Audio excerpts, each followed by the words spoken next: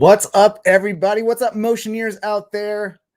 We are very excited today to have our first student showcase, and we're going to have a lot of fun today. Basically, anyone who's out there that has known of School of Motion knows about our courses, and they're like, I wonder what it's like to do that thing, to go and take a course over at School of Motion, where we're going to give you a sneak peek into what that looks like through the eyes of some of our students and some of our TAs. And speaking of TAs, we actually have one here, one of our very professional TAs, Luis Miranda. There he is. Hey, how's it going? What's up, man? And he's a fellow Denverite, so he's like, I can see his house like right outside my window. Not really, but yeah, I've known Luis for quite a while. But how you doing, man? Pretty good. Just had my coffee and had my little morning stroll, so I'm feeling pretty good. Got your burrito shirt on? You ready to rock and roll? They're technically owls with night vision goggles, but they look like burritos. I mean, well, from my vision, it looks like burritos, so I'm just going to keep saying it's a burrito. Yeah. Maybe I'm really hungry for lunch. So maybe that's it. Yeah, I mean, I do live pretty close to Chipotle, so that might be a good idea. So, Luis, you're not teeing this session, but you have teed many sessions in the past of like all of our 3D courses, right? Yeah, so I've been, like, before I took a break, I think I did it for 3 years, and I started with Basecamp, then upgraded to Ascent, and then most recently I did a lights camera render. So. Yeah, man, like I saw your progress through that course, and even, I mean, maybe we'll give everyone just a tiny bit into your background, but you started in like sports graphics, right? Yeah, Denver Broncos stuff. Yeah, so I started like TV commercials and stuff like that. Then eventually I got hired at the Broncos, where I pretty much just, it was very abstract, make noise animations. And then eventually, started going into more like professional commercial work. And then now I'm trying to do more like cinematic looking stuff. Yeah, and you do tutorials as well, which is you're really great on your own channel. Plus, you've done some for School of Motion as well. But we'll share your website link and stuff like that. But I mean, you can look at Luis's work, once we get the link in the chat. But there is like a definite progression. And like you took LCR, and I feel like from the beginning to when you finished that course, like your work is completely different. Do you want to talk a little bit about some of that stuff you learned as far as LCR goes? And we'll, of course, get to more in depth into all these classes, but I think LCR for you specifically kind of like opened up a lot of possibilities for you. Yeah, like it definitely felt like an inflection point. Because like before that, I felt like I had a pretty good understanding of like how to make things look cinematic and whatever. But when I took that, like some of the biggest takeaways I had were like how to light properly, and also how to utilize it when, the fact that when you're working in 3D, you're like, it's very, it's not non-reality. So you're not limited to like lights. So you have all these lights that you can utilize and make them any size you want, make them soft, whatever. And so being able to recreate like these looks from movies, like really helped me kind of like create like the vision that I was looking for. Mm-hmm. And it also kind of helped distinguish it a little bit from my previous work, which kind of felt like I was still learning. Whereas in this one, I felt like I was a lot more confident in my abilities to light something. So yeah, when you can make those informed choices about even lights and composition and storytelling, it makes a huge difference in everyone's work. So basically today's stream, I mentioned it before, but we're going to be taking a look through all of our 3D classes, and that includes Cinema 4D Basecamp, Ascent, and LCR, which we were just talking about.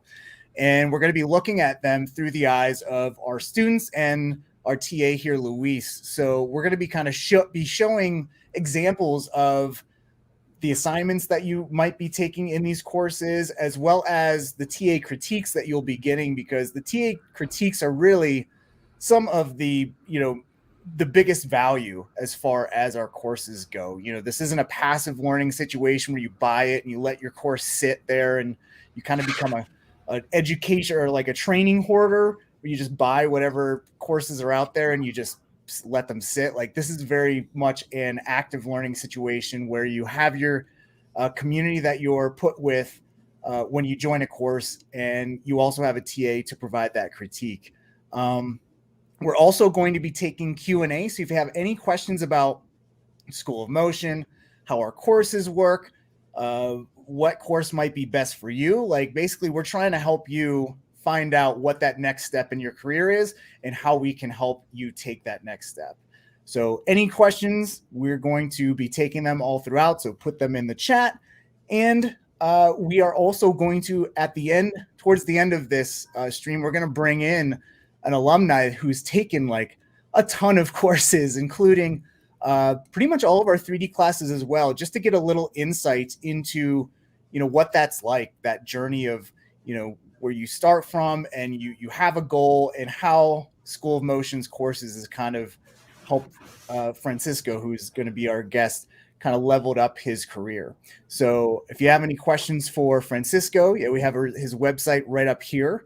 So if you even want to go to his website, you can feel free to do that and check out his stuff and ask him any questions you might have. But he's got like killer work, and the breadth of his work is incredible. So I'm really excited to chat with him.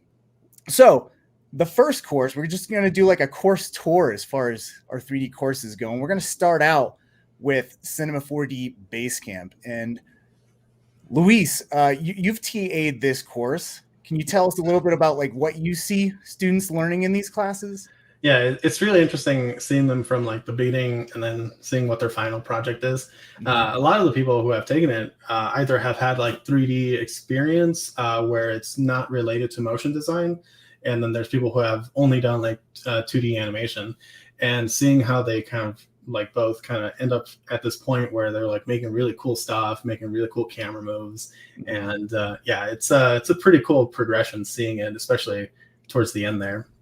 Yeah, I think, 3D is definitely hard, but, we teach in Cinema 4D, which in my opinion, hands down, is the easiest app to learn 3D. And it is really cool to see people like the very first orientation assignment, you make your first 3D render, and just the feeling that people get to get those easy wins is really cool to see. And then of course, you build from there. And there's highs and lows. It's not easy, it's definitely a slog, but you come out the other end and people are like landing their first 3D gigs, and it's super cool to see that. So we're going to go ahead and we're going to see Luis go ahead and give a little bit of critique to one of our students, Emma Elizabeth, who has taken many classes actually. She's taken animation boot camp, character animation boot camp, explainer camp, design boot camp, a lot of boot camps, C4D base camp, advanced motion methods, illustration for motion, and Cinema 4D Ascent. So she's taken she's almost like the bingo board is like filled. She's won bingo, like school motion bingo 3 times over. But it is interesting to see how all of the like 2D curriculum that we have kind of informs and helps elevate the 3D work that our students do. So let's go ahead and check out this critique of Emma Elizabeth. Today we're going to be looking at Emma Elizabeth's assignments for Hustle and Bustle and We Built a City. So we're going to look at her city built out, and then we're going to look at how she animated it. All right, let's go ahead and get started. Okay, so here we have her city all laid out, which is looking really cool. We also have a nice little close-up and also another version with clouds added. So I think, overall it looks really nice. One thing I am noticing is that this cathedral looks kind of small compared to the rest of the buildings. That is something that I would say definitely like bumping up in size can definitely help it fit within the scene a little bit more, feel a little bit more realistic. Especially here, you can kind of notice that the door is kind of like shorter than the car. So I would definitely just try to make it a little bit bigger. Also over here, I'm noticing that the playground is on asphalt or concrete. I think expanding this little sandbox to encompass both the swings and the little carousel can definitely help out, just so that it looks safe, I guess.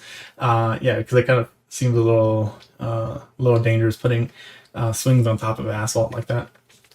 Cool. So then we got these clowns over here. One thing I am noticing is that this guy and this guy look pretty similar. One's kind of like a little bit bigger. I would definitely recommend maybe just throwing one over this way, just to kind of maybe cover up a little bit of this area, or maybe down here. I think overall it looks really nice. There's nice little you can tell that there's like little bits of detail that you would see in a real city. So like the little crosswalk stuff. Normally, you would see these on sidewalks, and so I would kind of add like an additional sort of layer showing where the sidewalks actually are. But yeah, also like how there's like little parking lines and stuff like that. Cool. So let's actually just look at the animation so that we can kind of talk about a lot of like different animation principles that she's putting into play. So let's go ahead and switch on over and expand this guy. All right, so let's go ahead and hit play and watch it play through. Cool.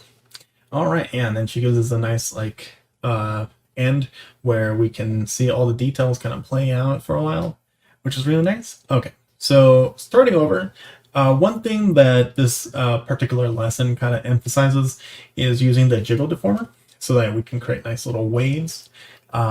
And so you can see that, especially in these two buildings here. So you can see nice little jiggling going on, which is really great.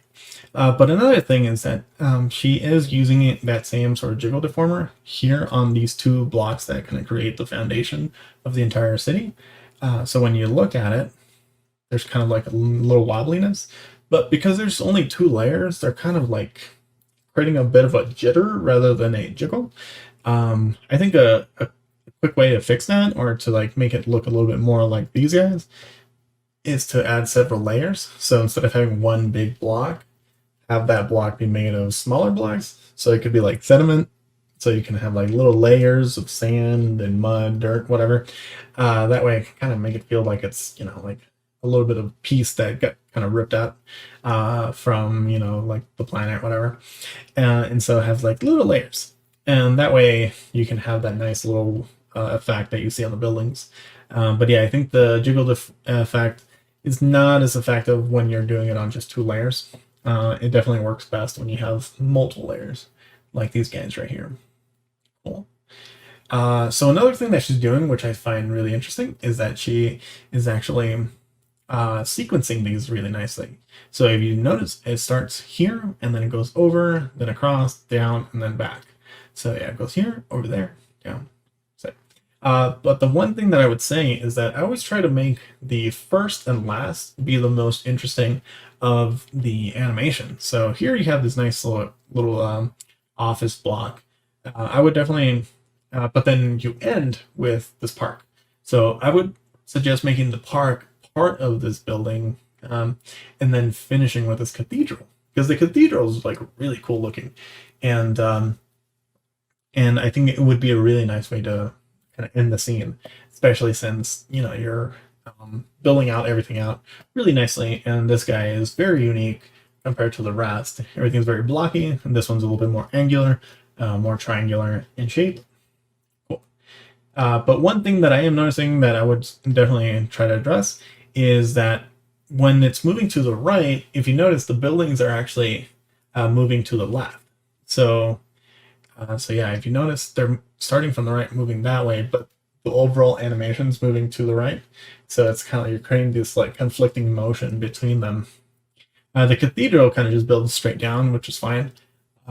But one more thing that I am noticing is that that these cars are kind of vanishing as they reach the edge. And that's pretty much caused by the cloner. There's like a spline there, and just cloning onto the spline. And then as they reach the end of it, there's a little function that basically causes it to just vanish, and then it goes to the beginning and starts again. One thing I would try doing here is that, similar to how she's animating it using planes and like linear fields, adding a little bit of a box field here and making those cars shrink as they get closer to the edge. That way they can kind of ease into nothingness rather than suddenly just vanishing. That way the viewer, doesn't get too distracted by those little poppings, and then they can kind of view the rest of the image. So if you notice, this carousel is kind of like spinning the entire time. And I found that like a nice little detail. But I kind of didn't notice it at first because I was kind of getting distracted by these things kind of popping in and out. And so having like little, kind of like rounding the edges a little bit like that can definitely help the viewer, be satisfied, and then go on to the next thing and start noticing a lot of the smaller details. So yeah, I think overall this thing is looking really cool. So this was like her first assignments. Like this is are actually done really early inside of the course. She actually took this assignment and redid it from scratch using all the things that she learned after the course was done. So let's go ahead and look at that. And so this is her redo of the entire assignment, which I thought was really cool. So you can see that she added nice little ripples to the water. She made the cathedral pretty much like front and center. And yeah, like put a lot of lights in here, so it kind of gives it a little bit more of a mood. Uh, Also, kind of just added even more elaborate things. But also, she even did an animation for it. So when you check this guy out, you can see like there's nice little swinging on the little Ferris wheel. Things still spinning, nice little camera moves. You can see like the water is rippling really naturally now. Yeah, and there's like just like the lighting overall feels much more confident, much more like experienced. And so yeah, it's a really cool to go from this one which looks nice to see this one which looks very much like I don't know, it just feels much more like artistic and more of a representation of the rest of her art. So yeah, really awesome work, and I'm really glad I was able to see both beginning and end, just to see like your progress, even just in the short weeks that you're in it. So yeah, awesome work.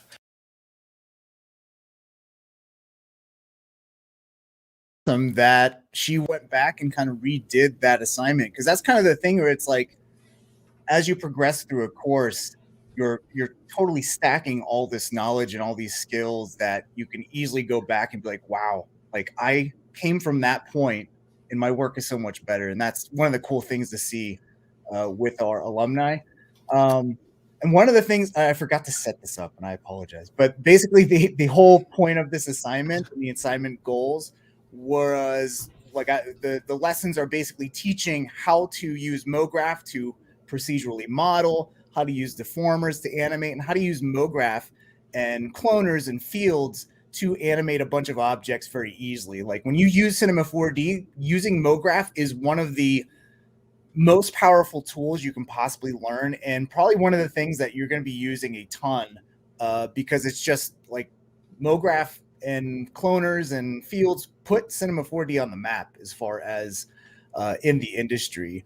And you can see how quickly you can animate all those buildings and all that stuff with just a few fields, and of course adding that jiggle, which I hope you gave bonus points for.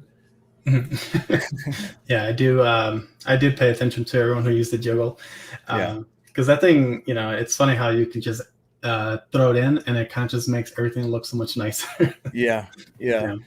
Now I just want to pull up Elizabeth's website here, because you can see that she actually is a very good like illustrator as well.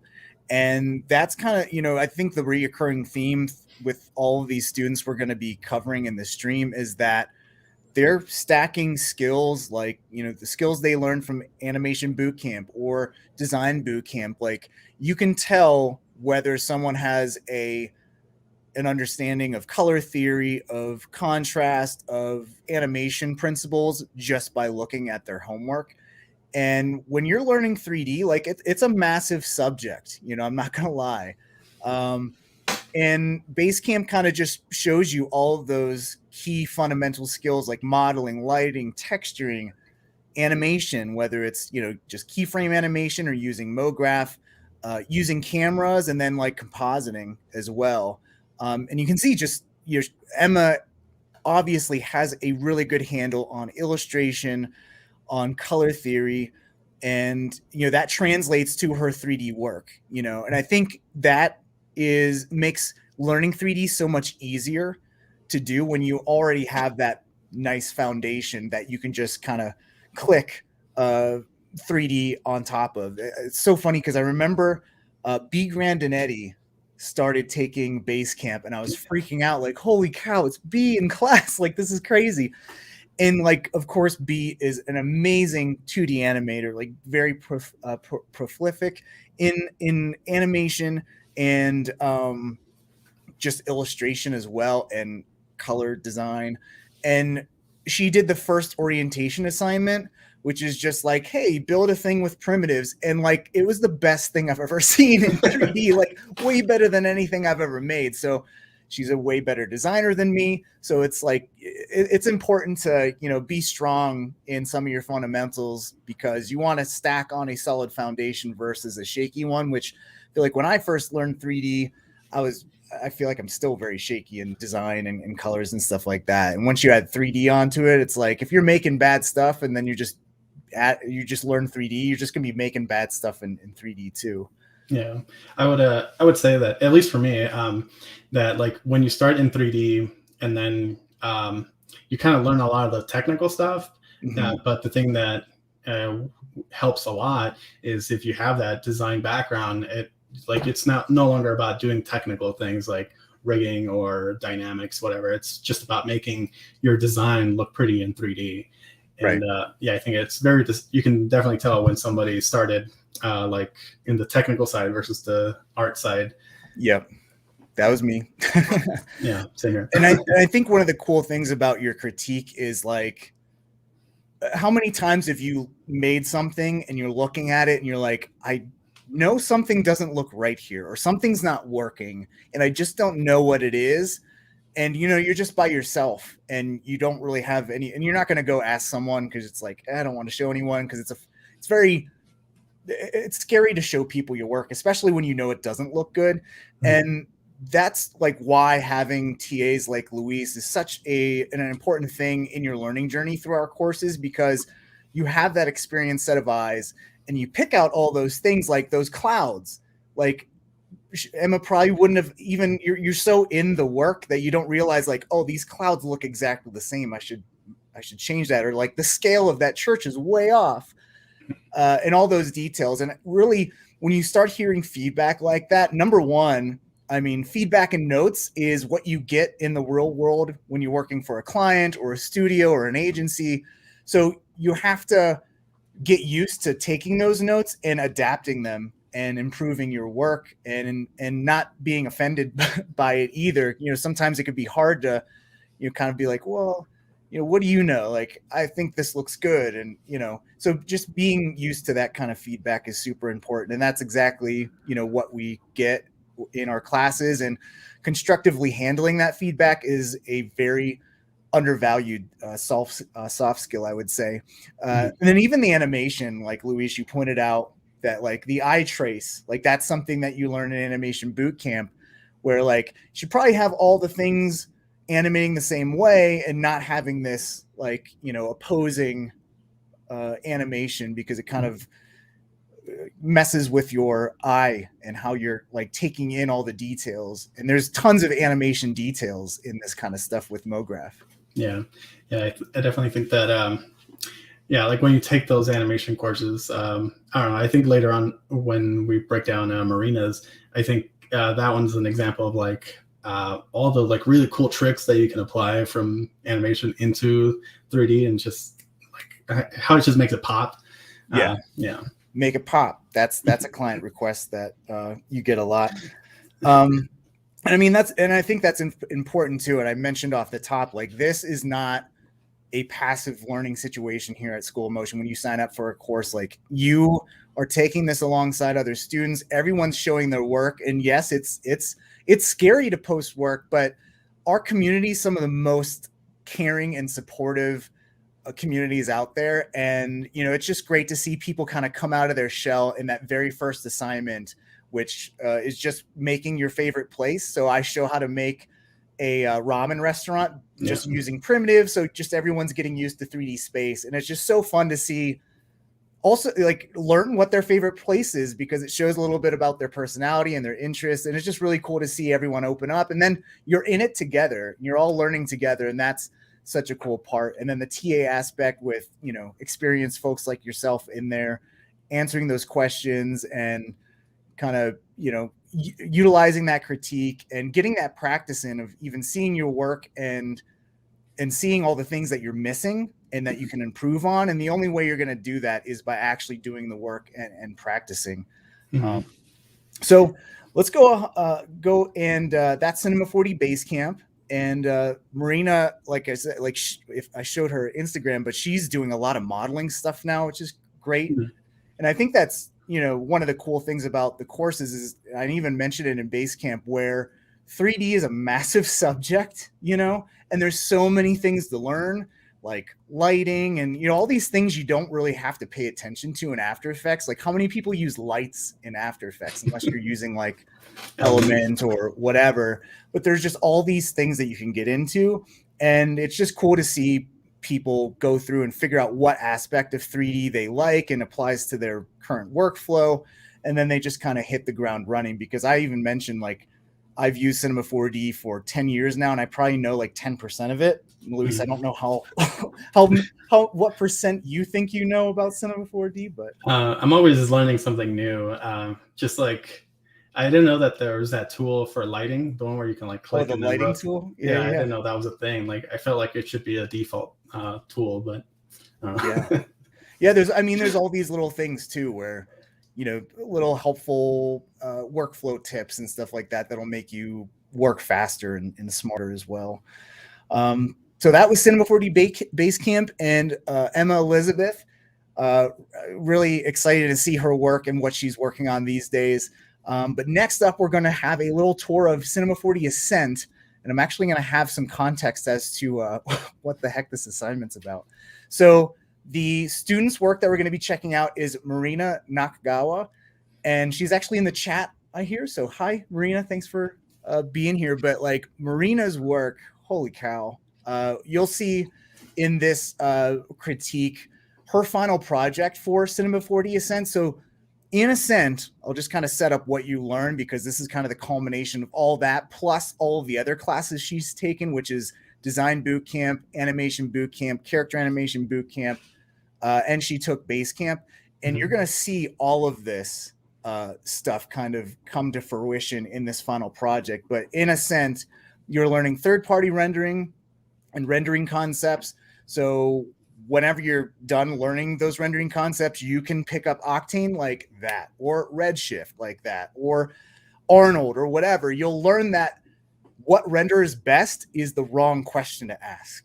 Okay. And you'll know why when you actually go through those lessons of third-party rendering. You also learn advanced animation concepts. So all that MoGraph basics that you learned in Basecamp, taking it to the next level and using stuff like vertex maps and how that can help your workflow, and just how can you animate more efficiently using MoGraph tools. Also cover simulation. So rigid body dynamics, soft body dynamics, all the little things that you're not going to find on tutorials of how to actually take control of all those kinds of simulations. And rigging. So rigging for MoGraph purposes. Not everyone wants to be a hardcore character rigger or animator. You just need to know enough to do the job. Like if you learn Mixamo, like Louise, you use Mixamo a lot for your character animation. I don't think you would consider yourself a really good character animator, but you know how to use the tools available. Yeah, I mean, like I do know how to do like a very simple rig, but if you ask me to do like those controls that you can keyframe with like the face, like I can't do that. But I let professionals take care of that one. I mean, you can get way in the deep end, but basically it's like I'm showing you in a sense all these things you should know a little bit about, and if you want to dive in the deep end, like you can go for it. So and we cover basic character rigging and rigging for MoGraph, because rigging isn't just for characters, it's for just helping you animate an object. Like rigging is, the definition is just setting up a system for you to be able to animate an object easier. It doesn't have to be a character necessarily. Mm-hmm. So the final project is like the culmination of all those skills being taught, and it's a client brief, and it's basically for this fake social media company's app called Concrastinate. That's basically like, stop procrastinating. It has a really cool jingle that was actually produced by Kaylee, who is one of our producers here at School of Motion, who plays the ukulele like an angel. And so that was a cool little thing. So basically had to animate to this audio track, follow the client brief. There were boards provided, and Marina just knocked it out of the park. So let's check out her Stop Procrastinating final project critique. Let's do it. So this one is from Marina. We're going to be checking out her final assignment. She actually wasn't able to finish it during the course itself, so she actually did it afterwards. So props to her for being able to keep herself accountable and still finish the homework assignment. And but also it's like really good. And this is actually homework for ascent, which is the step up from base camp, and so it's much harder. And this, especially the final assignment itself, is extremely difficult because it's based around a client project. So yeah, let's go ahead and check it out, and I think you're going to be really impressed. Procrastinating can be fun, but actually completing your tasks is way more fun. That's why Mombi created the app Concrastinate. Now, you don't have to smash your phone to avoid social media, signals to notes to your dog to remember tasks to be trapped your arcane console, or clean ticking time bombs to stay on task. Stop being a pro at crastinating with Concrastinate from Mombi. Smash those to-do lists.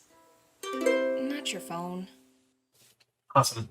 So yeah, one thing that can be said about Marina is that she very much feels like a designer. Like a lot of what you see, all the scenes are very design friendly, and so I would argue that if you were to make the scene inside of, or this entire spot inside of, like if somebody were to cell animate it, or just do it inside of After Effects and 2D, this thing would still be really impressive. She just happens to be doing this in 3D, utilizing some of the tools that 3D makes available to her. But all of the things that are impressive about this thing is her color choices, how she lays out a scene, and also how she animates it, which are principles that she learned from other courses. So you can kind of feel like the influence from animation bootcamp, advanced motion methods, and also design bootcamp, all that stuff, all pretty much working in unison to create this really awesome spot.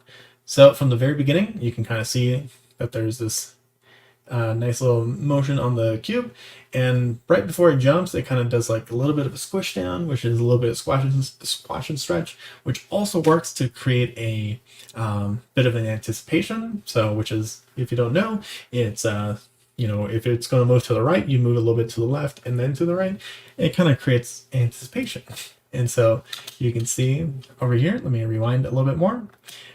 It squishes down, and then it kind of moves. So, but you see a lot more of it later on. So here, like right here, it moves the opposite, and then it starts to swing over, but then she combines it with something else called a match cut. So when you press play, the rotation then cuts to this phone, which is also following that rotation. And so that's something that you learn in advanced motion methods, something that I like to utilize a lot as well. And it's a really effective technique to kind of create bridges from one scene to the next. And then here you have this really cool shot. This is probably like the only time I would say like this is something that you can only really do in 3D, and that's this like nice water ripple. Like you can do that like illustrating, maybe also in After Effects using like fractal noise and whatnot. But here, you have all these tools that kind of just create that for you. But it's all working together to create this nice little scene.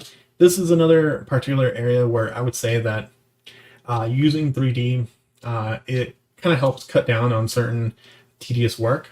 So you can draw these things kind of falling if you were to do it as a cell animation, or even doing it in After Effects. But animating every single one of these things and having them fall and look natural, it's going to take a long time if you do it just in any 2D application.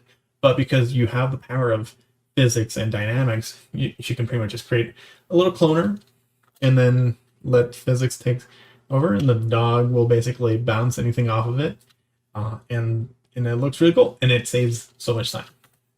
So yeah, next one. So yeah, here it's basically doing another thing, which is kind of going from, I think it's called follow through, where all the motion is going upwards, and on the next scene it's going to start at the bottom and then it's going to go up again. When it cuts through, it's down and then it's going up. And so that's creating another bridge between the previous scene and this one. And then again, she does it one more time by using this cube, having it spin, pushing into it, and then the next scene picks up that cube again, and it's moving in the same motion. And that's another match cut. And then finally, turns into a sphere, goes through, and then you got yourself a nice little resolve. So yeah, it's very much feels like if she grabbed all the knowledge prior to taking this course and then basically applied it using 3D as her main toolkit, which is just really cool. It's like really impressive. But you know, this is a critique, so I do have to find anything to complain about. So I'm going to do that right now, just so I can feel like I actually did something. So jumping in here, there's like a little bit of a seam there that kind of feels like it's kind of creating a weird reflection on the light. You know, let's keep it going. Let's see, here, yeah, that looks really cool. Love that. Yeah, I really like this face. It's so good. So here, her animation on this guy looks really good. The leg, but if you notice, it feels a little sharp. I kind of would soften that sort of animation so that it feels a little bit more, instead of it kind of like stopping. I think you kind of have to like really pay attention to like really notice that it's actually like kind of a sharp sort of, see how it kind of feels like it's tapping, almost like stopping suddenly. Here, let's see. Yeah. Oh, here. This one kind of feels like one of the balls is kind of intersecting. Let's double check. Yeah, I don't know, it kind of feels like it, but I don't think it is. And then over here, you can kind of see that the texture is kind of warped in a circular fashion. I think giving it a little bit more repetition, or even just changing the projection on it so that it feels a little bit more even across rather than it being stretched circularly, can match. I think also if you layer it, you can do one where it's stretched and then do one on top that is not stretched and more of a flat, and then combine the two using like a noise. Like that could really help. But yeah, that's pretty much all I really have to say in terms of like complaints, because overall this animation is quite impressive and really cool looking. And the fact that you were able to do this outside of the course to keep yourself accountable, like that's really impressive in itself. But also this animation is really well done. So yeah, awesome work on this. Holy cow, that was a great critique. Yeah, with someone as good as Marina, you really have to poke, and you really gotta work hard to poke holes in anything she does. Yeah, everything. It's just like, you know, I was like, I do have to complain. So here's my I have a complaint. But I mean, this just goes. This is the story of that we wanted to tell today. Basically, is, you know, it's, if you're into 3D, like there's also some things you should learn before you even take that step into 3D that will help elevate your 3D work. Because like you mentioned in the critique, you know, you can see her design skills and her animation skills, and even her character animation skills kind of shine through and be applied to this new tool set, which is 3D, you know. Mm-hmm. And thinking of 3D as just a tool, a way to express your creativity. And when you think of it like that, it's all about what the artist is bringing to it. So if you have those solid foundational skills, you're just way better off than you would without them. Mm-hmm. You know? Yeah, because like once you have that base understanding, you're like, oh, I know exactly what I want and I know how to do it. Right. You don't have to like feel like you need to be super proficient with the software to be able to do anything. Like right. you're just going to do the thing regardless. Yeah. And so yeah, and I think one of the funny things in this course is like, I don't know what the percentage is, but I think many people that take Ascent are using a third-party render for the first time. Mm-hmm. So we kind of learn rendering concepts slogging through physical render and the very slow built-in renders, which, you know, remember those days? Yeah, I do remember those.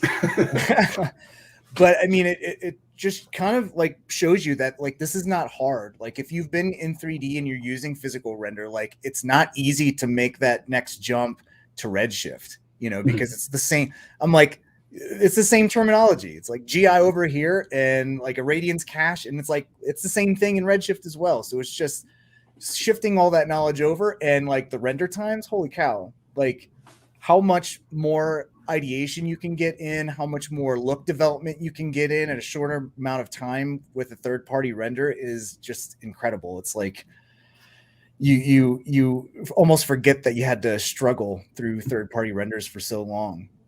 Like one of the comments I get a lot when people will do the assignment that they have to use the physical, they'll be like, I didn't realize like how difficult my life was because of physical.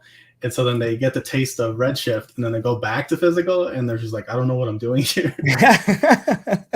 I mean, even that alone is like, if you've been in 3D for a long time and you're afraid of like third-party renders, you think it's like some big hulking subject to learn. It's really not. I mean, it can be, but to just use it, like we spent an hour and a half teaching Redshift, and like students are using it and like they're blown away by like, wait a minute, I can have a blurred reflection and I don't have to come back to my render tomorrow to see how it looks, you know? Yeah. But I just wanted to pull up Marina's website here, where like it's incredible. I always recommend, like, and I'll switch over to her Instagram. When you find an artist you really like, scroll all the way down and see their artist's journey, because I always say, you know, artists on Instagram, they're always showing their best days, you know, and we kind of lose sight of like there's a lot of work that had to get put in to get to where that artist is now. And I think Marina is just her Instagram is a perfect example of that. You can see how like this is some of her first 3D stuff, where it's kind of toon shaded. It's got like the boiled edges and stuff like that. And then if we just see her progression, like here's some assignments from Basecamp where you have to learn how to model a Nintendo device or something like that. So she chose the N64, which is like, that's hard. And she just totally rocked it. And this is from the lighting and texturing exercise, which she just totally nailed as well. Like, again, the color theory that she knows, her design skills shining through here. And then you can just see her progression where she's kind of doing like still leaning into that 2D stuff that she kind of started out with in her career.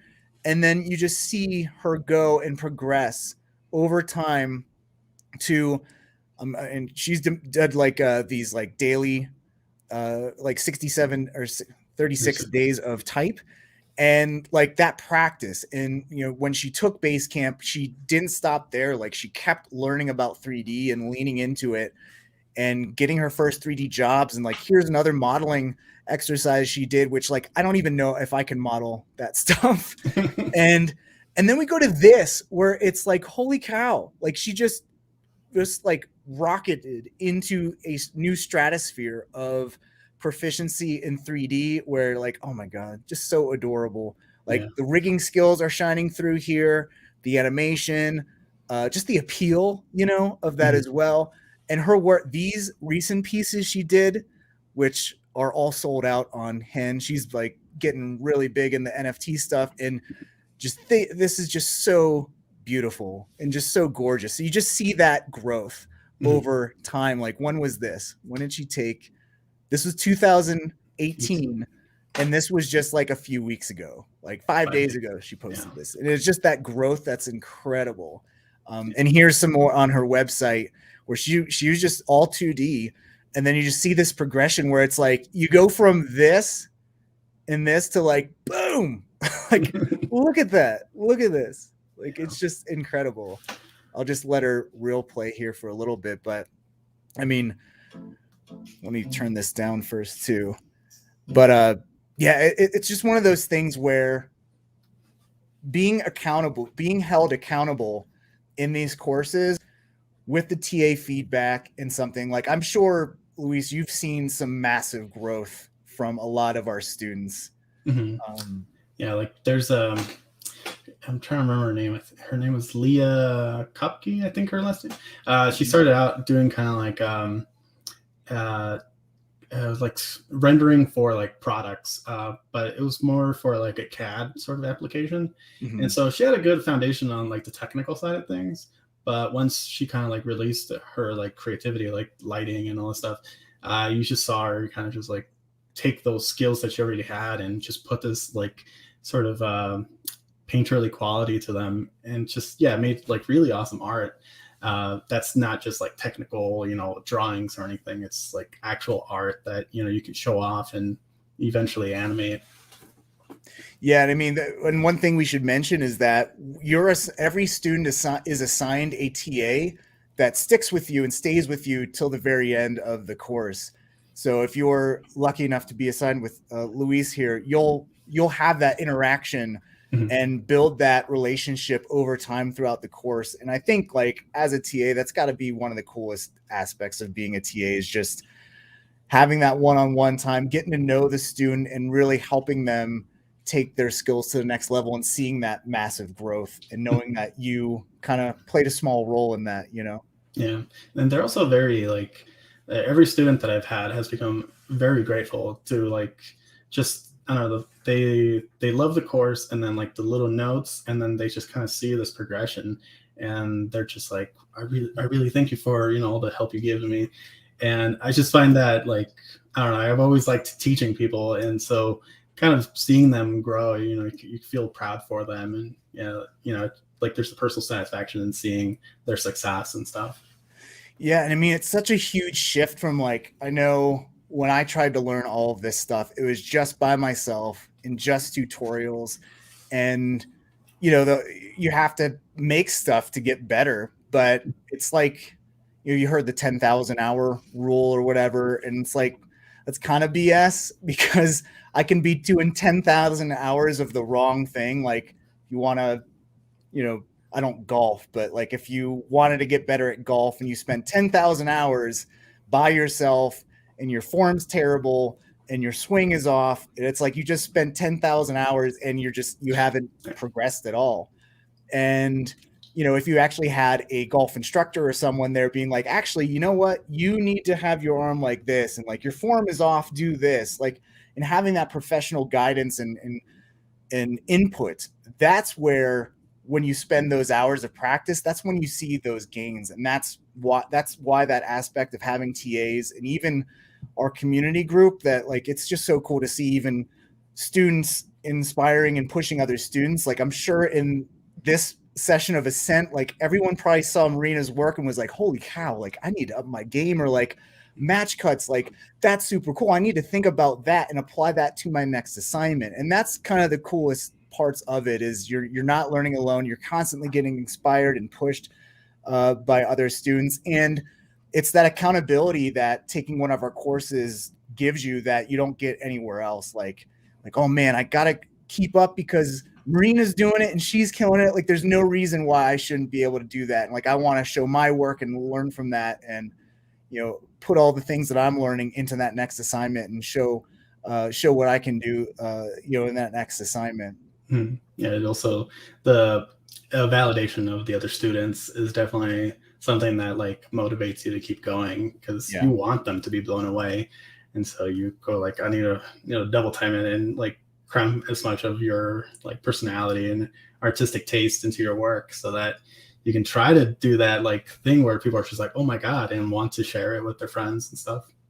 Yeah, and that's a very important thing to even bring up, because even if you're just posting to Instagram and you're posting into Instagram, don't you spend like just a little bit more extra time? Like, okay, I rendered that out. Like, ooh, I noticed this thing. Like, I got to fix that. Like, I'm not posting that on my Instagram. Like, I don't want people to see this. So it does give you that extra motivation to make sure that everything looks really, really good. And you would not get that if you're just like, I'm making this and no one's ever going to see it and I don't care, whatever. You're not going to really grow by, being in a hole by yourself and not getting that feedback. At least you won't grow as fast as you could.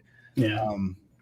The other thing I would say is that, like, on Instagram, when you post something, you're probably just gonna get a bunch of likes, a bunch of people saying like whatever. It's not good feedback.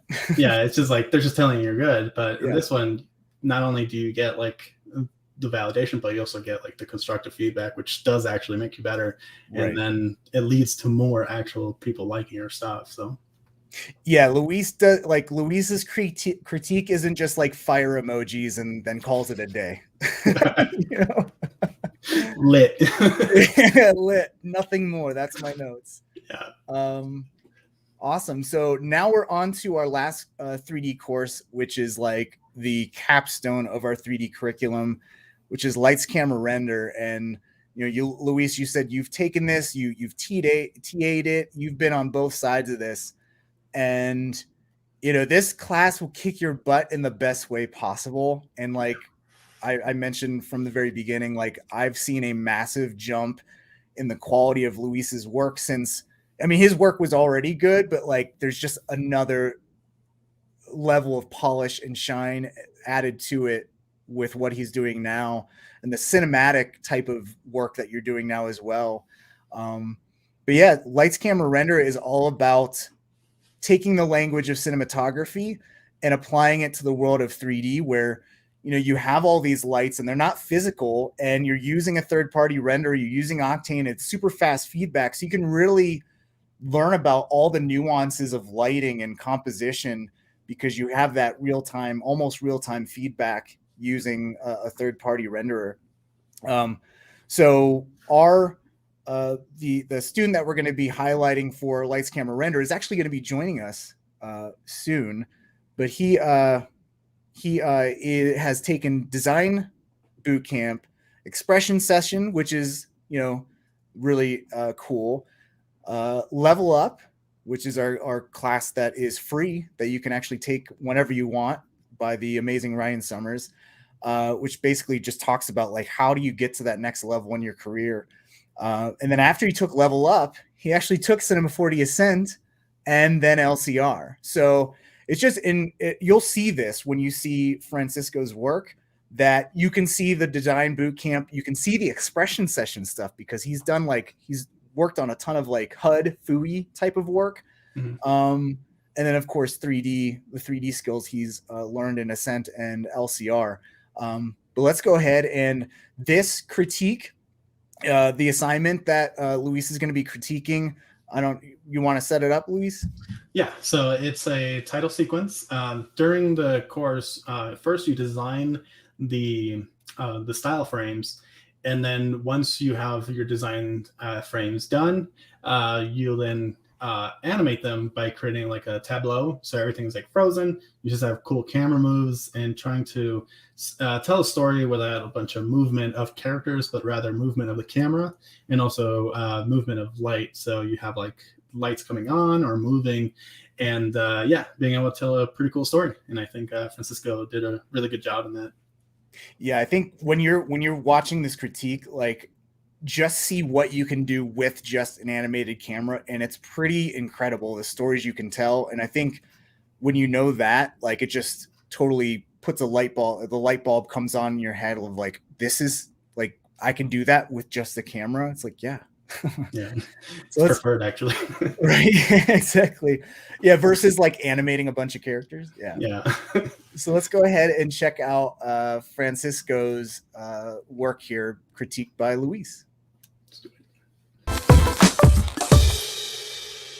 So here we're going to be checking out Francisco and his assignment for LTR, so for lights, camera, render. So something that I've noticed a lot is that people have made some really awesome work for the title sequence part of that assignment, which happens relatively early on, but I think a lot of people really get into it. I know I definitely did when I took it. So yeah, it's really cool to see what he's done. So let's go ahead and check this out, and so you guys can check it out for yourselves. The heavens don't play dice, so trust what you believe. Walk across the ice into history.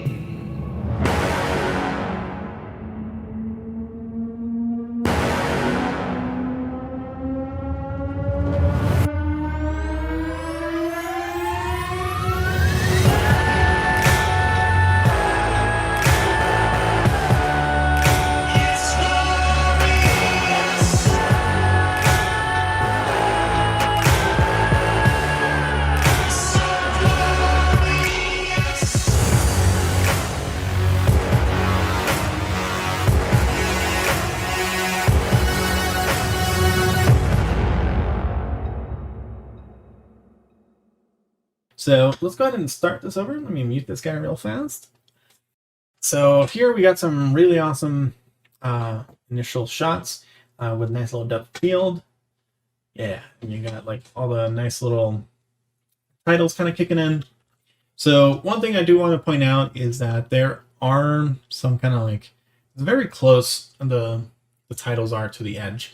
And so there's a thing called title safe. And so in After Effects, very easy, you can activate little guides and it shows you like where you should definitely keep your titles so that they don't get cut off. Because a lot of times when you're working in film or whatever, having things too close to the edge can usually lead to them getting cut off when they're being shown on TV or any other application, really.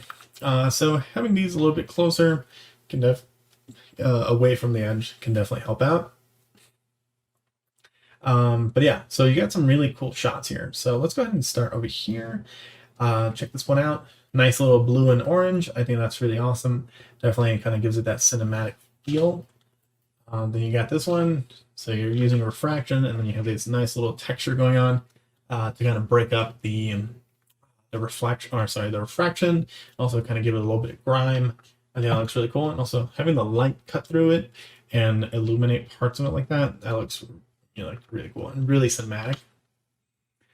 So yeah, showing all these different ones inside of like ice cages or cryotubes, whatever.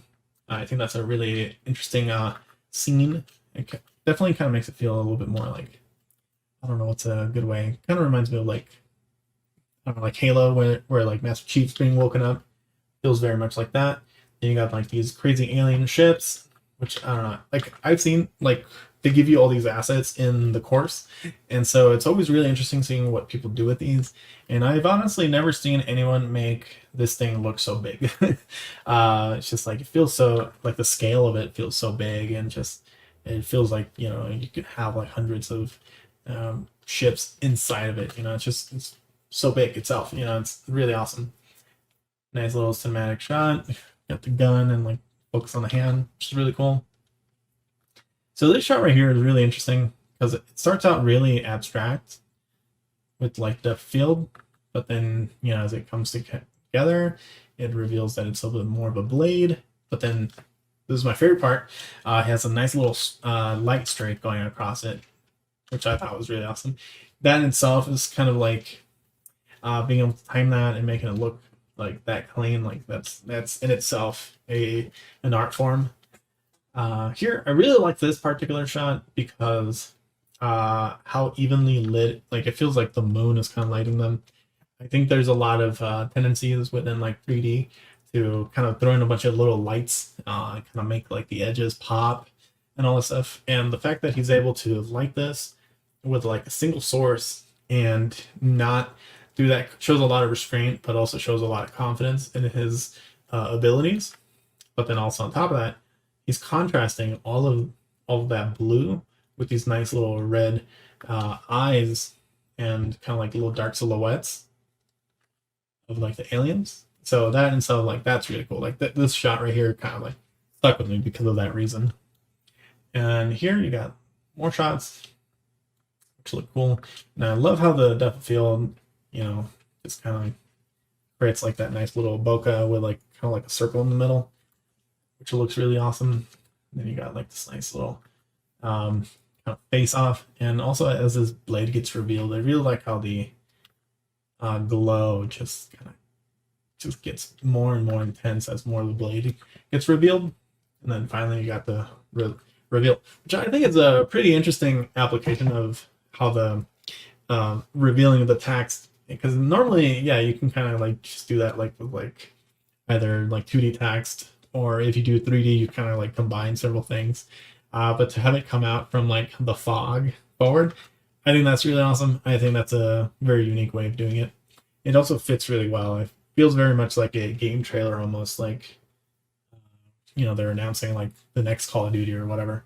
It has like nice, very nice layout, and also how the characters are sort of faced off, and I don't know, it just like creates a very nice little balanced frame, and your eyes pretty much go straight to it.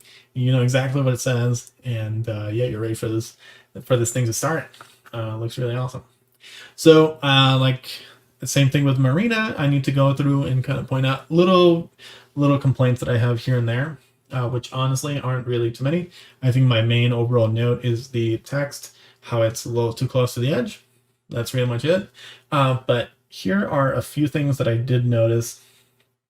I try not to focus too much on like sampling or if there's noise, because that can be easily fixed by just increasing things, which just takes a while to do rendering. Here in this particular shot, I kind of feel like there's a lot of focus on this particular area. And it kind of feels like you want to focus here, but it kind of feels like there's just a lot here kind of taking up a lot of the frame. So I think maybe even just shifting the camera or tilting it over so that this guy is a little bit more closer to the center. And we see sort of like the hand kind of reaching for the gun would definitely help play that a little bit more. Because if you notice, the sort of center of the frame kind of seems to be like this little rock right here. And then as it's rotating around that. It would be nice to have it rotate around the gun or the hand itself. Cool, like this looks awesome.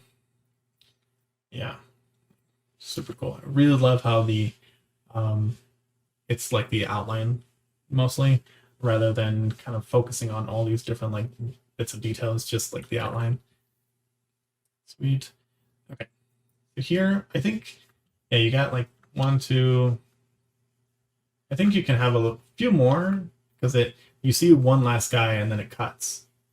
I think just adding a few more monsters here to kind of make the odds feel a little bit more overwhelming.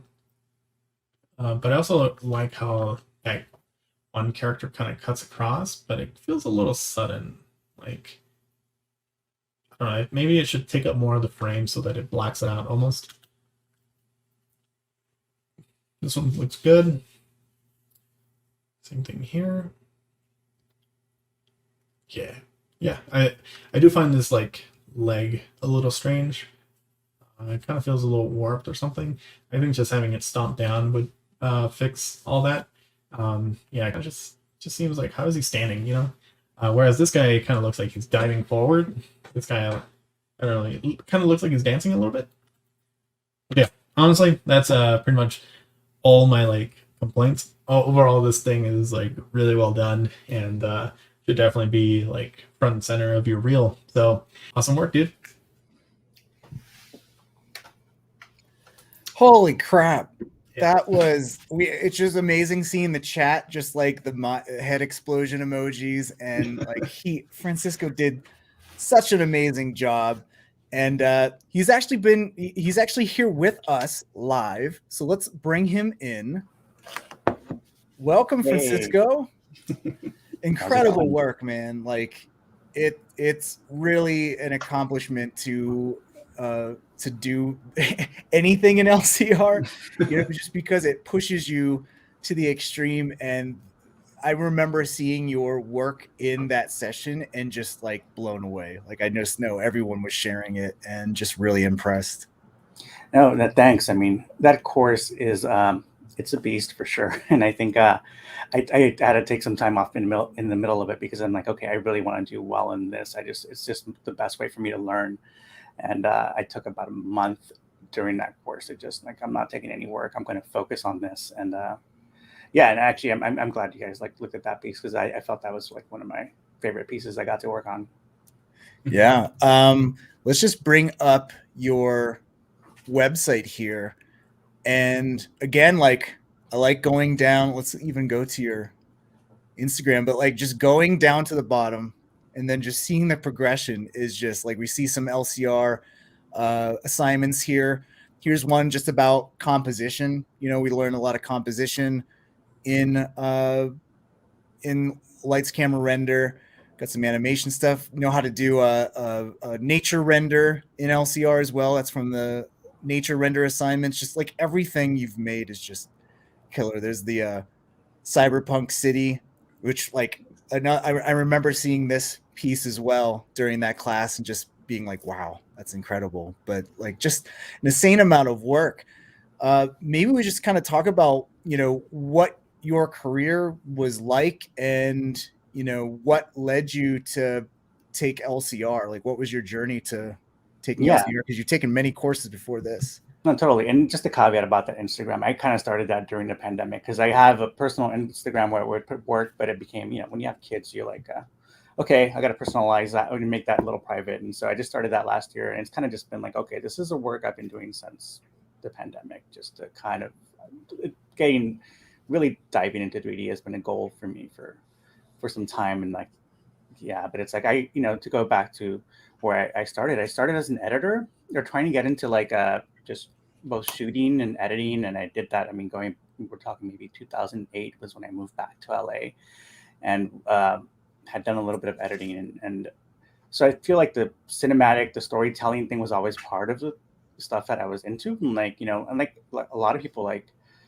I started using After Effects through Andrew Kramer. I think motion graphics was a thing, but like motion design wasn't that much of a thing back then. And Andrew Kramer is like, he's like a VFX guy. Like I was doing VFX stuff because I'm editing, and people are like, "Oh, can you green screen this thing? Can you put these titles?" And I mean, I was a little afraid of After Effects early on. Like I actually was using Apple Motion because I was in Final Cut Pro. And for those that don't know, I mean, I guess it's still around, but it was like back then, like Final Cut 6 days or something. Like that was like, okay, I can do titles in here. But coming to LA, I think seeing work, I think early work of like Ash Thorpe and stuff like that really made me realize, oh, there's a place for motion graphics in cinematic storytelling, which to me has always called out to me because I just love film, love sci-fi, love the use of like graphics to like push a story forward.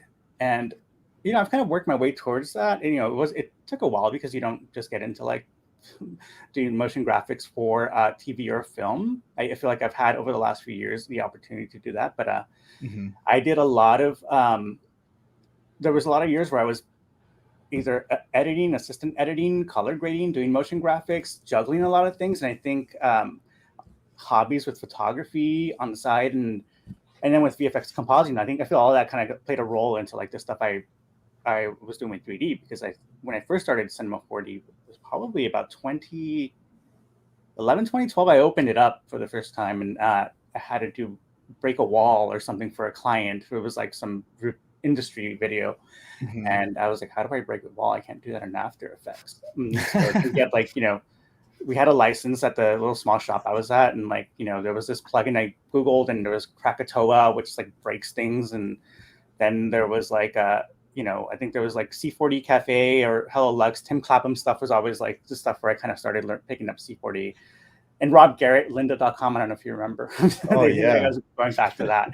But it was, but I think you mentioned earlier, like the bucket rendering. I mean, coming from like a very visual, like editing, shooting video, like designing something and laying it out, and then like hitting like render and waiting like 5 minutes to see your frame just to see the lighting is off.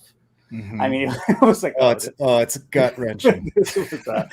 I'm like, I don't know if I can do this effectively without like, a massive like farm or whatever they do at studios. So I think Cinema 4D was always there in the back burner. And as I was like doing motion graphic stuff, I always was like loading up my Vimeo with like things I liked and like the work I liked. And, it's just like all these, I think I became very enamored with like these kind of stylized 3D things with like the moody lighting, like the sim stuff, these kind of like little light reveal things. I think of Raul Marx, for example, much later, but the Westworld titles, like stuff like that. Because I feel like you have like CG and you have like this stuff, like artists using Maya and doing stuff like for animated films or Marvel stuff. But then you have this side of 3D where you're doing these kind of more esoteric design-based things. And I just gravitated towards that because it felt like I could do that and I didn't have to go to like Gnomon School of VFX or something and then try to go through a VFX like career path. But it's like, this motion design world is very flexible, and I think I adapt very well to like the changes. But that's kind of like, I think being in LA helped. I'm from LA, and I think coming back here after spending a decade in the Bay Area, I think I realized that after a while, you network with people, and I think eventually like job opportunities came that were like, hey, do you do like motion graphics or just solely motion graphic jobs. And I think as those started coming through, when I was excited, but also it was like you get brought onto a job at a studio and then you sign a contract with your day rate, and it's like, you know, your role is a designer. And I'm like, I didn't go to design school. I don't think any of us did here. I was, you know, I mean, I love art, and I didn't even do like film school. I had my best man at my wedding was a film major when I was doing my undergrad at UC Berkeley, and it was like he you know, he did theory. It was all theory, so we were, you know, I knew film is theory, but it wasn't until I took a course there that had nothing to do with the film department where we were given cameras. That was the closest thing to actual production. But it's like, yeah, that's film and design are two very different things. So I think that's where School of Motion kind of came in for me at one point. And it's probably not School of Motion related at the time, but I was watching this YouTube video with like Michael Jones from MoGraph Mentor and Ryan Plummer just talking about kind of like a state of the industry thing that, you know, Ryan Plummer does, Ryan Summers, sorry, does these now and with the School of Motion. But it's, you know, it got me just thinking about motion design as an industry, which I hadn't thought about at that time. I think, you know, it's just like as an editor, or in editing, you're kind of working with these other teams, and you're kind of always like, you're a smaller team focusing on the post-production side of things. But I think realizing there's this whole like kind of bubbling community of just folks with all these different styles. I think you just showed some great examples of, yeah. Yeah, I mean, you mentioned that you got into editing first, right? And that was kind of your first foray. And it's, if we want to bring up Francisco's reel again, like even your title design, like you add that, let me try to find it again. Like just the title design of like just the placement. Let me try to find it again. Is it here? Like even just knowing how to stack text right and to add contrast in text and type is such a useful skill. There's such a good variety of how you can use 3D and design, just like all these FUI elements and stuff like that. Like that's all 3D. And I think, you know, when we talked before, you were saying how like expression session actually really helps you in this aspect in 3D, which I think of most people taking expression sessions probably just thinking in terms of like, you know, After Effects and not so much integrating in 3D, but it looks like it's helped you a lot there too. Like, yeah, just your text design here is just really, really good. Your animation fundamentals, like all of those. I guess the main question is like how, I mean, we can see it, but how did the other courses you've taken, design bootcamp, expression session, level up, how did those kind of help you with this 3D course? Yeah, I mean, I think so. Design bootcamp was the first course I took at School of Motion because, you know, I'd been kind of doing things for a while. I'd been in Cinema 4D. I'd been using After Effects, and you know, I feel like, okay, I kind of got a sense of After Effects. I'm not doing so many explainers. I was doing stuff more geared towards productions. I mean, it just wasn't full on motion graphic stuff. And Design Bootcamp was really like my entry point to, or me accepting the fact that I needed to like learn about design in some way. And also this is really just motion design. But there was all these elements in there, just the typography elements, the arranging things, values, hierarchy, things that I'd not aware of before. Like I look back at any of my work I did before that, and it's just like, you know, the type, it works, but it's like, it was always a guessing game. I'm just like, okay, it looks good here. But now it's like when you have like a theory behind that, like, okay, I can go in there and be like, okay, I want this line of text, and I know this other text, I want to like take some, I don't know, it could be like a golden ratio or some percentage values at work to create a big text, small text, and then you kind of create this balance.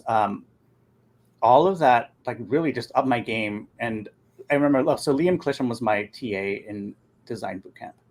And there was one C4D assignment there. And even that one, I enjoyed like thinking about 3D as a design element and style boards. Because I think I was thinking about Cinema 4D from the animation perspective. When you do learn tutorials, you're always thinking about how you can do this, how you can use the MoGraph modules. But, you know, then thinking about like, okay, there is like this world of people who just design concepts and, you know, they don't even animate, but I like doing both. But I think the idea of like thinking about something, stepping back and realizing if you make a board, if you make a pretty picture, it's much easier than go into an animation and then execute. So I think design bootcamp is just essential for that. And yeah, I mean, sorry, I was just gonna say I finally found that piece that I was looking for, where it's like you edited this whole thing, and then the text there is just great. Like as an editor, like I don't know many editors that can design text that good. Like they probably don't even see, like they'll put Comic Sans and it's like that's good, right? But just the design of this text and the slow push, like it's obvious some kind of animation fundamentals, design fundamentals and stuff that like you said you learned in design boot camp there. Yeah, and that actually, I mean, most of the stuff is like after design boot camp, I would say.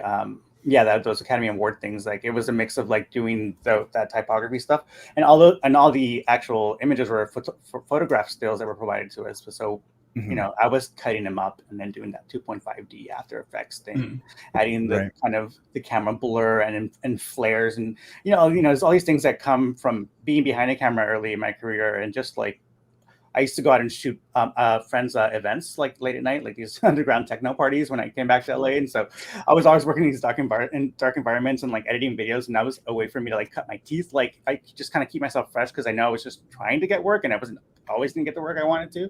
But doing that, I think I learned a lot about photography and how light plays with photography and all the imperfections and all the things you need, especially when you start going into VFX compositing, like grain and how like bokeh or how like how depth of field looks, and it's not always like spherical. It could be like it could be like a vertical. It depends on a lot of things like the lens you're using, how many blades are in the lenses, how many blades there are in the bokeh, and all these kind of things kind of come into play with stuff I do.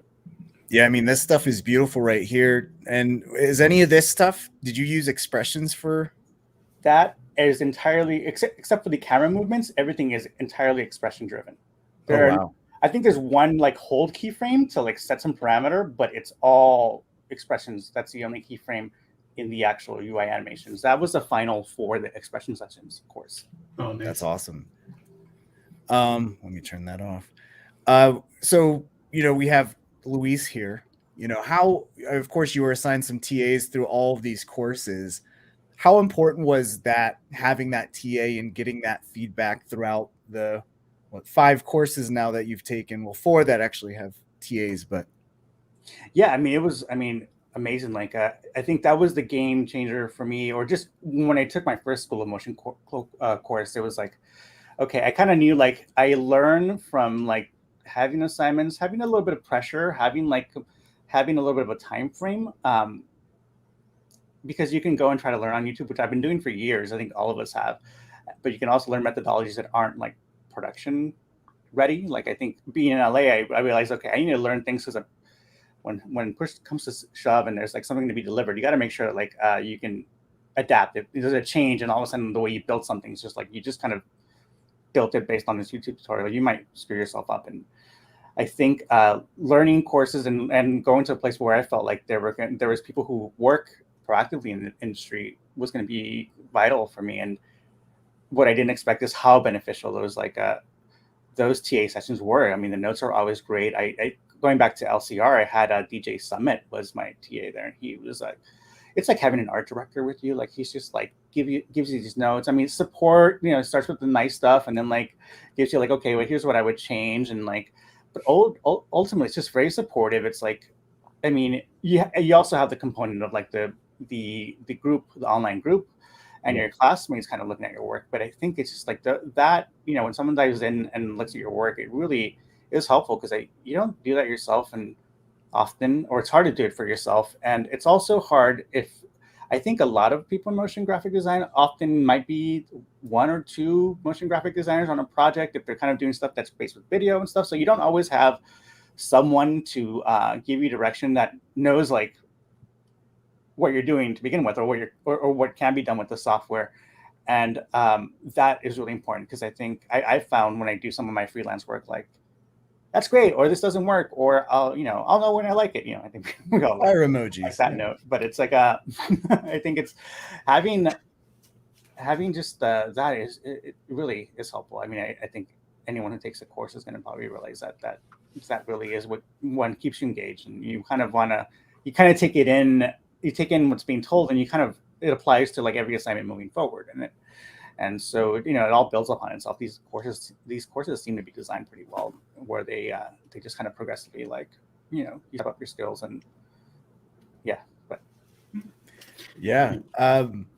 Luis, did you have anything to add? Oh yeah, the one thing I was going to say, going off of your art director note, I think the thing that's different about like real life art directors versus here is that here I feel like they give you notes that make your art better, whereas in the real world they have certain brand guidelines, and so sometimes you kind of have to step your art back. right. And so here it's kind of like it's your vision. We're just kind of helping you along the way, rather than here's a client, and the client does not want this thing to veer off whatever. And so I think that's the main difference between the two. Yeah, TA's not saying like, could you just make it pop more? Like, could you make that logo bigger? Or like, could you move it a pixel to the left? Like, yeah, it's actually stuff that makes your work better versus like a lot of client feedback will actually make your work worse. And you just save that like better version that you're going to do your director's cut. Right. Yeah. I feel like with client feedback, I mean, there's always a lot of opinions in a room, and then especially when you're doing with like these companies, and then you've got your like level of like whether it's your director, creative director, or producer, then they've got their layer of people they're talking to, and then you come into a project, and then I've learned over time as a freelancer, you come into a project and you're given like a thing to do, but this project has probably been in the client's head for like 6 months, so like they've already kind of settled in on what they want, and like they want you to bring something to the table, and then sometimes you're like, oh, I'm gonna make the thing that looks cool, and well, that's not what they want, and so it's like these kind of rhythms of the game per se, and right. I mean, doing that title sequence, I was like, I had free reign to do what I wanted, and a lot of it was like result of happy accidents, and then kind of begin getting into a rhythm of like, okay, visually, like what kind of story I want to tell here, but I'm like, yeah, I can imagine like getting this done like for a show, like how many people are in the room, how many concerns come into play, or like, oh, we're gonna rearrange the way we want these names and how long they need to be on screen, which I've been on, when I worked on a few features as an assistant editor, so laying out like I was laying out like the names of cast at the beginning of the film, and when that changes, like the whole edit changes, and like you're like trying to juggle all of these things. So yeah, I can imagine that just can be like takes a project and makes it not so fun after a while. Yeah, and I mean, one of the cool things about our courses is it like sets you up for success in those quick, where you gotta like, oh, I gotta iterate this, I gotta build this project the right way.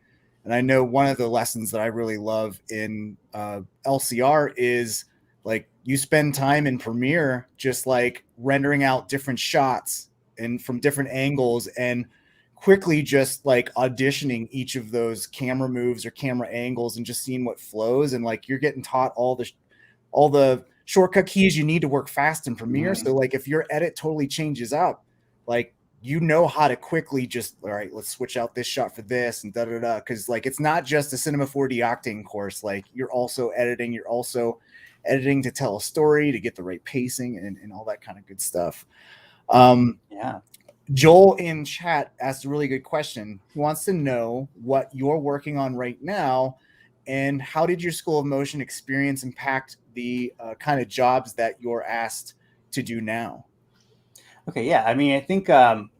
I'm currently working. I mean, I've done a lot of NDA work, and a lot of over the years, like half of my work is usually NDA, just because I just got tied in with a group of folks that it's great work. But it's often not on my reel, or it's so I got to put a lot of personal work there. Right now, I'm working. I can say I'm contracting for Apple right now, and it happened since March. I can't say what I'm doing, but it's fun work where like I'm sometimes it's After Effects, sometimes it's Cinema 4D. I'm using Octane. I'm doing things like taking illustrations into Photoshop and cutting them up and doing camera projection. I'm using all of these different skill sets, and that has been quite cool, and like I hope one day maybe I can we'll see if I can talk about it, but it's or at least I can it's the cool thing with being at home and working from home is like sometimes like you're at home and you can like, okay, I'm gonna take this idea I worked on here and make up my own version of it and kind of see if how that kind of works into my work, which I think was hard when you go into a studio. Being in LA, I don't always freelance from home. You're kind of expected to go into the studio because you're like, they're all here.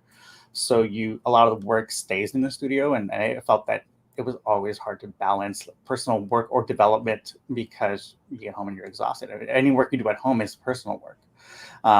But yeah, so that's what I've been doing. I've been doing that since March. And prior to that, I was working with a couple of studios during the pandemic. And, motion, it's like, I think I was on a project, and they were mostly using Octane.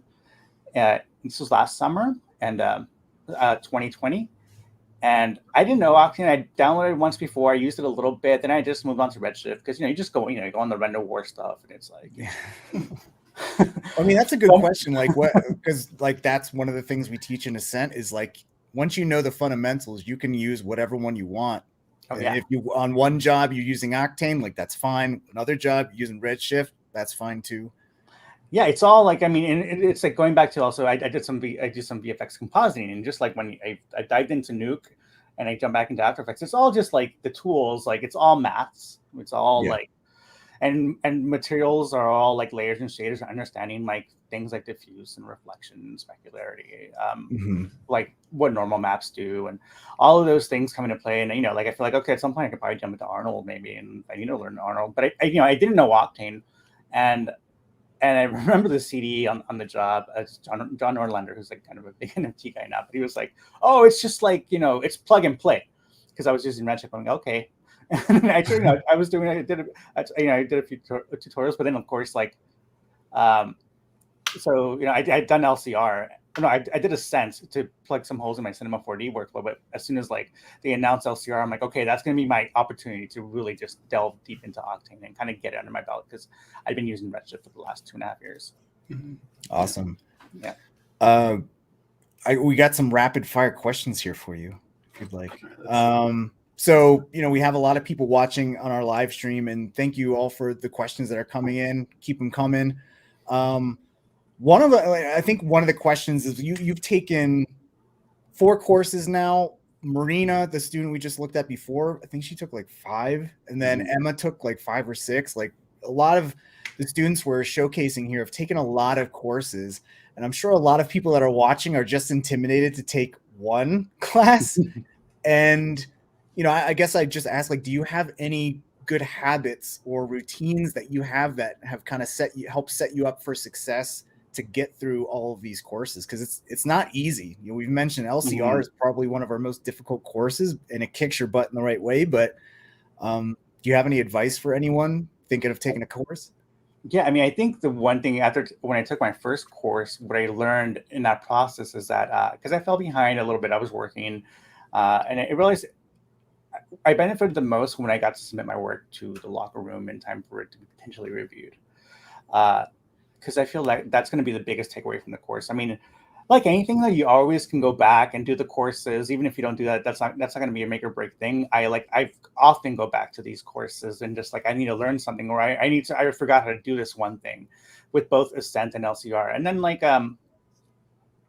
it's carving out some time for yourself. I mean, you are going to make some time to learn. I think I feel like the courses can vary widely as to how much like attention you need to put towards them in a week. But I think, for me, it's just kind of thinking about, okay, looking at the outline, what are the places you really want to focus? What are the holes that you really want to fill? And so I think sometimes you do have to kind of weigh that a little bit and be like, I'm going to put more attention into this side of things. And with LCR, I love title sequences. I at one point would like to work like, I've worked at VFX studios, but I haven't really worked at motion design proper studio, like a Tendril or something, where they have like a proper Cinema 4D workflow or something like that. I feel like, so when I was doing this course, I was like, thinking about, okay, this is a place where I want to like really pay attention, put my attention. I also knew with an editing background, I could like, I can kind of nail this a bit. And I know I was going to go and spend time and look for music and stuff. And before I even like started like cutting the thing, because that's just what you do as an editor for these kind of graphical things.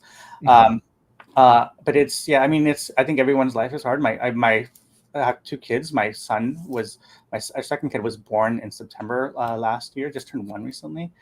And my daughter just turned 5, but it's like, he was born, I think, right as I was starting Ascent. Oh, But I wow. was also taking paternal leave, so I was at home and I could like late night. Like I've always been a bit of a night owl. I try to do that less. I probably sleep at more normal time these days. But when I need to, like, like I was on the computer like at night, or have a baby strapped to your chest and hope they fall asleep, and then you're on your sit stand desk and you're just trying to get through the work. Yeah. And so I had that bit of a break, and like I said, I took time off during LCR, which not everyone has like the ability to do that. I was freelancing, and I was like, I just had a fortunate amount of work, because I think there was just a lot of work for some of the folks here in LA during this last year and a half, that when it came to that course, I had to prioritize. Like, I can go around and be like, okay, I've been trying to learn Cinema 4D, like just like you said, there's so much, it's such an expansive software.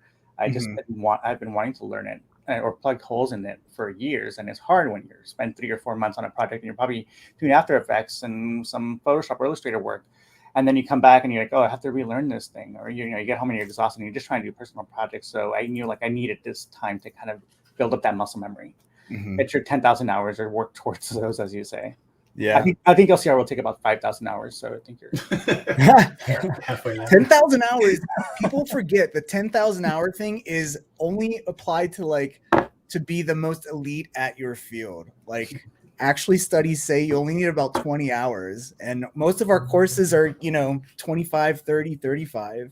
And I mean, I think that's and the practice, and the right guidance. Like I said with the golf swing, if you're just doing it by yourself, you have bad form and no one's telling you, you're going to be 10,000 hours of bad form, probably pull your back before you get to 10,000 hours. But Luis, do you have any insight as far as like, do you see students doing certain things that set them up for success to get through?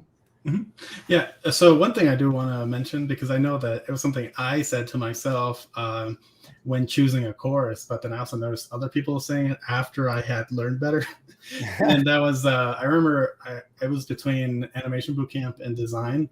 And I remember telling myself like, oh, I don't really need to take animation bootcamp because I already know how to animate. I already know how to hit F9 on the keyboard. And so I took design, and then like I liked it so much that I was like, oh, you know what? I'll just take animation. Let's, maybe I can work, whatever. And then I just realized like how much I didn't know. And then I learned all the things. And so now when I see people say like, oh, I don't really need to take that because whatever, it's like, no, you probably should, because, you're going to learn things that you probably didn't even consider. But one thing that I do notice students do is when they revisit the homework and do like, I don't know, just like redo it on their own time. And I think when they look back at their old project files, they notice all the mistakes that they made, and then they try to fix them. And then they, apply all their new sort of like lighting techniques and whatever. And then that kind of basically, since you already have like the foundation, it's kind of like, I don't know, it's like a rough draft. And then you go in it again, and then you get like your final draft. And that's the thing that you like really want to show off. And then other ones that I do like is when people grab like their final project, release it, but then do like, I don't know, like not necessarily dailies, but just like weekly work that they try to build upon it. And it kind of gives them that sort of practice. But I think a lot of times if you go from one course then to the next one, that's a step up, it kind of helps you keep that momentum, especially if you're able to run through the entire course. You go into the next one, you have all that momentum, you keep going. And I think I've seen like maybe like a few people go from one to the next, just like in sequence, and they just had like all this motivation to keep pushing and did it. And if you look at their work, I think his name is Lee Williamson. Oh yeah. Yeah, he did like incredible. Yeah, he did like an obscene amount of them, and now he's just like insane in all these different categories. So yeah. Logan Pine is another one of those alumni that like he took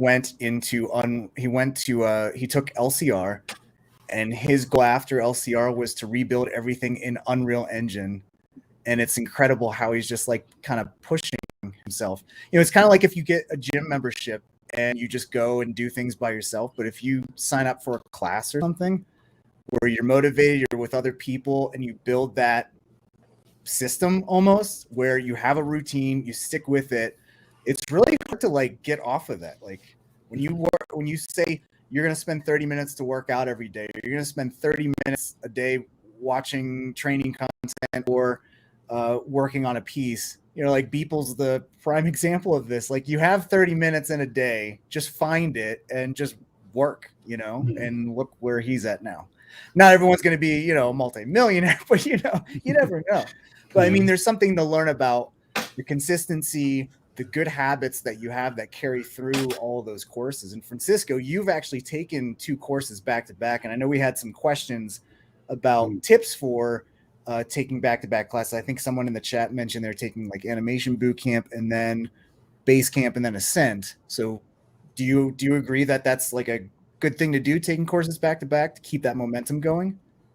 I think if you can, I mean, for me, it was, I saw LCR and I'm like, I got to do this now. And like, just loved, David Ariov and what he's done in the community. And I was like, it just, I was a little hesitant at first, but it's like the timing was right for also my career. And like, I'm like, I really need to learn Octane.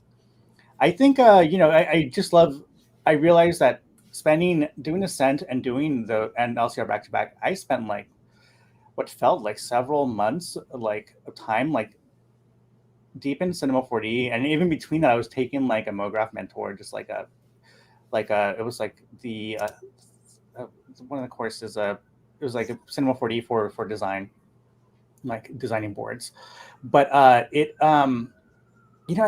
for me, it's what I needed because I wanted to just kind of be in it, be living in it. And you'll find a rhythm. You don't have to complete all of the assignments.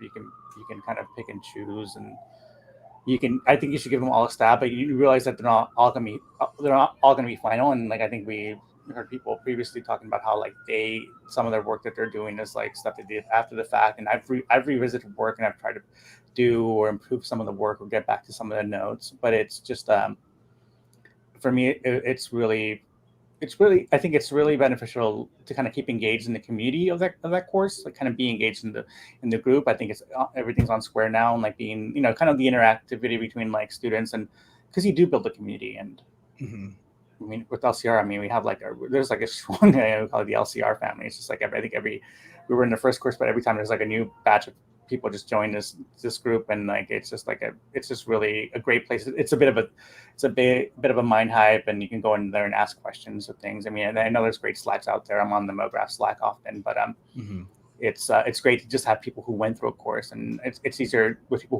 who were learning in the process. And sometimes you're on a Slack and they've been doing Cinema 4D for so many years, so it's like sometimes the questions are kind of like I just really, it's a better place to ask questions if you knew like there was an example of it in the course, or if you knew someone in the course who has a little more of a stronger skill set in something like, they know how to deal with like, human models and stuff like that. Yeah, I think you mentioned a good aspect of, the community aspect when you take a course. Like, everyone who's taken a course like knows it's not easy. And when you get through that, like the camaraderie you build going through all those challenges and seeing the growth all around you is so inspiring. And it's the community group that is a big component of everything. You're not learning alone. And like, I've heard of many artists developing like good friendships from their groups. And when things open up, hopefully we can all meet each other. I know I've met a lot of people at Camp MoGraph that have taken courses before, and a lot of alumni meeting other alumni for the first time. And it's just like you're just family, like an extended family, which is really cool. And an even bigger bonus point is like sometimes those are the people that might be giving you some freelance jobs or connecting you to your next gig. So it's community aspect cannot be overlooked for sure for totally school motion. That's a huge plus, I would say. Like, it's just the community around that. And like I've met people who I will hope to meet in person one day, but then you follow people on Twitter or on Instagram, and then I did end up going to Camp MoGraph, in which I was just wanting to be a part of that community, and I got to meet people like 5 Pixels. I know he's in the chat, and like I followed him forever on Twitter, and then like just different folks. I'm like, hey, it's like it's kind of funny because it's like I met you in person briefly there, and it's like I've heard your voice for years. I've always gone back to your iDesign tutorials, and it's like, then it's like it's kind of funny because you meet someone and like you're kind of familiar with everything in their cadence, but they've never met you, so it's a fun little thing. Let's see. Just looking through these questions here. So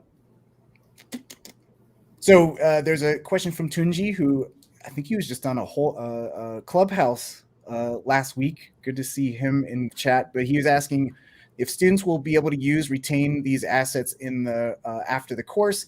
And I will say that a lot of them you can. We did have an artist, I kind of dropped his name in the chat, Giuseppe Sarsi. He made a lot of like the building models and stuff like that for one of the first assignments that you do in LCR. And those are, you can use those in commercial work, but a lot of the assets are just for personal, for you to learn from and stuff like that. Joel asks, how can we self-evaluate if we have the required level for that course, for a course like LCR or something like that? And I would say, don't hesitate to like reach out to anyone here at School of Motion, and or me specifically, if you want to talk about like your goals and where your work is now and stuff like that. But I think LCR is definitely it's definitely difficult, but you kind of start out easy and then it really ramps up. So you want to have some experience with third-party rendering. You want to have experience in Cinema 4D. You definitely don't want to go from like Basecamp to Lights Camera Render. But I would say if you feel very comfortable in 3D and Octane, you could take LCR and be totally fine. And even if you're very new to Octane, at the beginning of LCR, there's a whole here's how Octane works and get you up and running very quickly. We got Matthew Zipper who says, is School of Motion looking into creating a Unreal Engine course? Mm-hmm. We're always looking at courses that people might be interested in. So if you want to, there's a course out there that you're looking to see if we're going to make it, be sure to let us know what those courses might be. We're always looking. Let's see. And I think this question also came up a lot, balancing course and full-time job and family.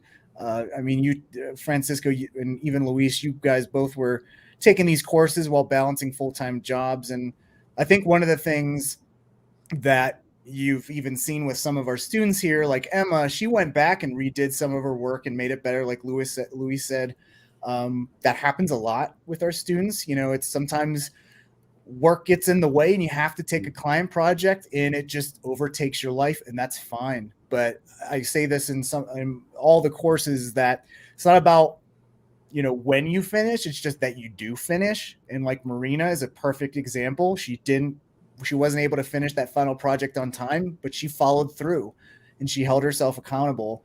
And I think those types of being accountable to yourself once you get out of a course is something that is so valuable, to have that discipline to be able to follow through like that.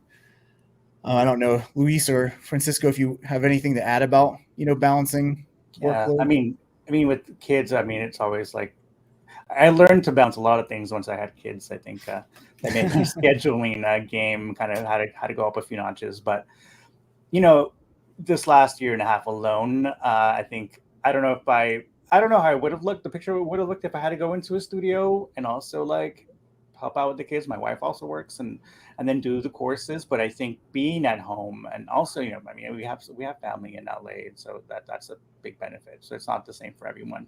But being at home, the one thing you learn is like sometimes when you have downtime, it's your time, which that's what I like a mantra that I realized, because I could be on a job at a studio and then like I'm rendering or I'm waiting for notes, and it could be a few hours, and then you're going to go do a render walk or go, find a buddy and get some coffee. And so that's when you're at home, like you might be rendering something in the background, and then you might be able to just jump on some personal work. And also, the days do get blurry. Like that's a reality. Like I think where the day starts and where it ends, when you're managing all these things. But I think that allowed me this last year and a half. I think being at home, being in front of my computer, allowed me to realize, okay, I do want to sit here and spend time on this stuff. And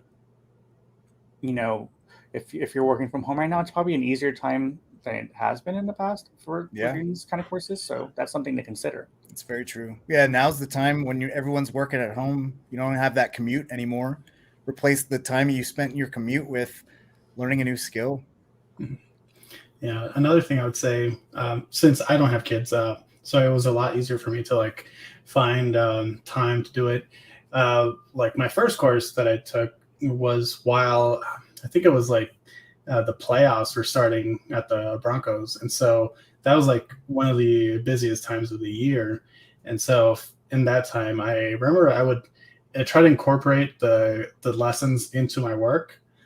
So if we had just learned about certain layout technique and design when I got to work, and they were like, "Oh, we need to do these like matchup graphics," I started using kind of like what I saw and putting it into my like actual work, and kind of noticing that there was like a bit of an upgrade there.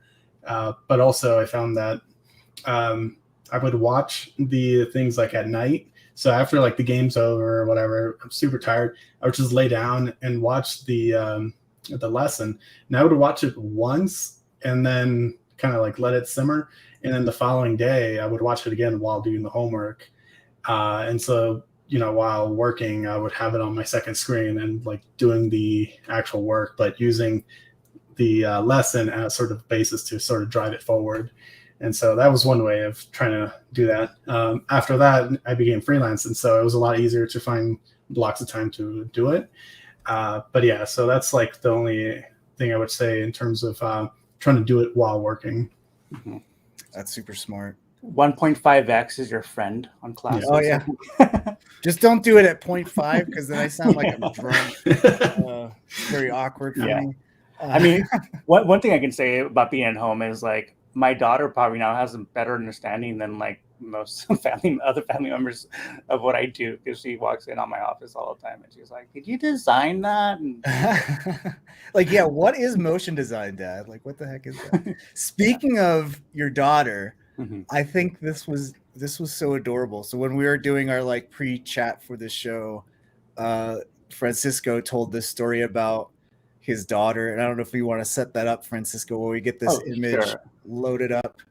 Yeah, I mean, I would be working on weekends, and right after LCR, like I was really into these environment renderings, and then she had come in. She's like, "Papa, I want to like design something with you one day." And I was like, "Oh, I mean, your heart melts, of course, but you're like, okay, how do we make this work?" And so one weekend, in the morning, we were like, "Okay, let's design like a pretty little scene." Like we sat, she sat on my lap, and we went through like,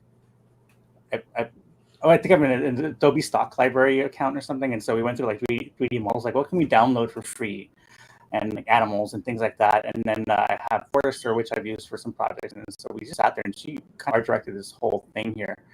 She wanted, hummingbirds and plants. She wanted a pond. She wanted lily pads for sure. And she was, I'd be playing with the octane scatter, like, is this enough? No. How's this? And like kind of dialing in the seed values a bit, and just at some point she like wanted a dolphin popping out of the pond. I kind of had to like art direct that. I'm like, kind of nix that one. I'm like, we'll do that for version 2. But it was just amazing because she really like got into the idea of picking the flowers. I mean, she we had a crash, an octane crash, and so like at some point, as you do, and then so we went downstairs, and then we grabbed a snack, and then we came back up and then finished it off. And yeah, it was great. I mean, I should be doing more of these with her. It's awesome. That's amazing. Is your daughter a good art director? Oh, you got a future job in our field? She knows what she wants. She knows like what's good for her, and she's like a great little like kind of artist in her own right, just drawing. At this age, she's just exploring, but she loves grabbing my art books, and I've got like a Spider-Verse kind of art book and Book of Life stuff, and she's always going to those and just sitting there and like going to the pages. So it's awesome. Oh, the Book of Life is one of the most beautiful films I've seen in a while. Yeah. I just remember finding that randomly on Netflix and like, this is gorgeous. Yeah, I can't wait to watch his new project. I just saw a trailer for Maya and the 3, and that looks really, really cool. Awesome.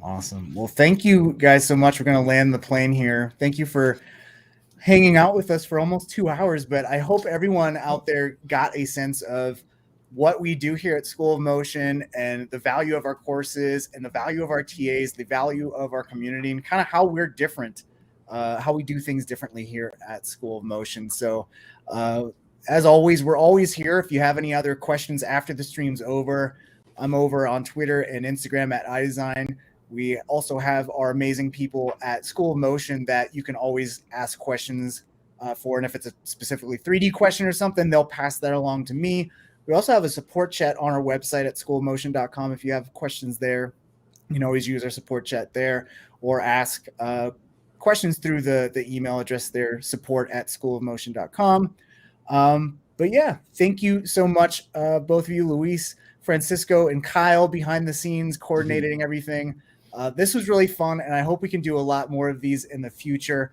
And we actually will have 2 more later on this week that you can tune into.